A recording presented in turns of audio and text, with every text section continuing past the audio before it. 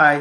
അങ്ങനെ കുറേ നാളുകളുടെ കാത്തിരിപ്പിന് ശേഷം സലാർ എന്നുള്ള പടം പ്രശാന്ത് നീലിൻ്റെ ഒപ്പം KGF-ൻ്റെ ഡയറക്ടറുടെ ഒപ്പം പ്രഭാസും പൃഥ്വിരാജൊക്കെ വരുമ്പോൾ നമുക്ക് ഭയങ്കര പ്രതീക്ഷകളായിരുന്നു. എന്നെ സംബന്ധിച്ചോളം പറയുകയാണെങ്കിൽ വൻ ദുരന്തമായിരുന്നു പടം. എനിക്ക് ഒട്ടും ഈ പടം ഇഷ്ടമായില്ല. ഇതിൽ പ്രഭാസിൻ്റെ ആ ഒരു കഥാപാത്രത്തിനെ ബിൽഡ് ചെയ്യാൻ വേണ്ടിയിട്ട് ഒരു ഫസ്റ്റ് ഹാഫ് മൊത്തം എടുത്തു. ആ ബിൽഡ് ചെയ്ത് വെറുപ്പിക്കാന്ന് പറയില്ലേ, നമുക്ക് ഓൾറെഡി അത്രയും വലിയ ബിൽഡപ്പ് ഒന്നും എനിക്കറിയില്ല. ഇതിൽ ആ വേൾഡും പിന്നെ അമ്മ ഇതിലുണ്ട്, അമ്മയും മോനും തമ്മിലുള്ള അമ്മ കോമഡി എന്ന് പറഞ്ഞിട്ടില്ല. ഒരു ബർത്ത്ഡേ കേക്ക് പ്രഭാസിൻ്റെ കയ്യിൽ കേക്ക് കട്ട് ചെയ്യാൻ കൊടുക്കുമ്പോൾ അമ്മ പേടിച്ച് വിറച്ചിട്ട് ആ കേക്കിൻ്റെ ആ പ്ലാസ്റ്റിക്കിൻ്റെ കത്തി മേടിക്കണൊക്കെ എന്തെന്നാ പറയാ. അതുകൊണ്ടൊക്കെ അത് കിട്ടിക്കഴിഞ്ഞ പ്രഭാസ് എന്ത് ചെയ്യുന്നു പറഞ്ഞു എനിക്ക് മനസ്സിലാവില്ല.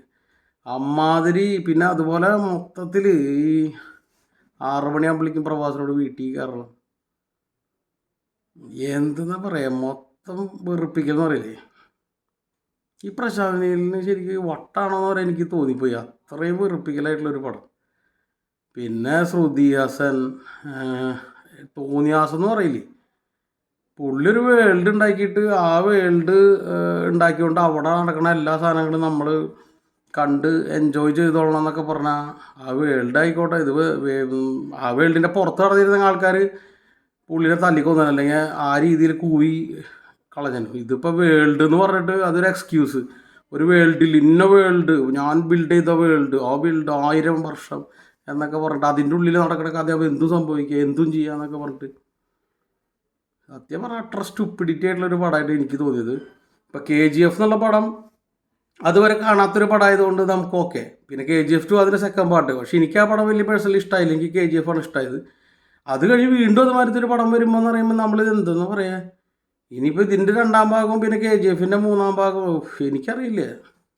എനിക്ക് പേഴ്സണലി ഈ പടം വൻ ദുരന്തമായിട്ടാണ് തോന്നിയത്. ഇതിൽ പൃഥ്വിരാജിൻ്റെ ക്യാരക്ടർ ഒരു ഗംഭീര ഫൈറ്റ് സീനൊക്കെ ഉണ്ട്, ആൾക്കാർ കൈയടിക്കണില്ല. കാരണം ആൾക്കാർ വെറുത്തിട്ടേ എന്ന് വെച്ചാൽ ആ ഒരു ആക്ഷൻ സീൻസിലൊക്കെ പൃഥ്വിരാജ് ഗംഭീരമായിട്ട് ചെയ്തിട്ടുണ്ട്.